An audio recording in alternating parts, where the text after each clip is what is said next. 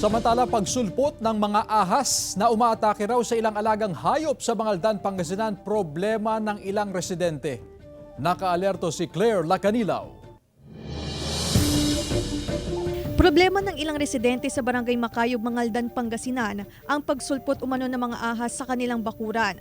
Ang mga ahas, umaatake raw sa kanilang mga alagang hayop. Okay, makabalog to ay mamatay na! May ulong ka lang. May kita sa amateur video ang paghuli sa isang ahas. Dahil sa takot at pangamba, napilitan umanong patayin ng mga residente ang ahas.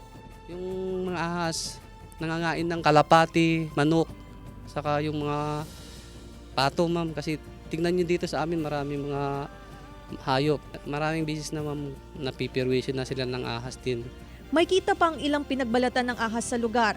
Para naman maiwasan na makagat o may makapasok na ahas, nilalagyan nila ng net ang kanilang bakuran.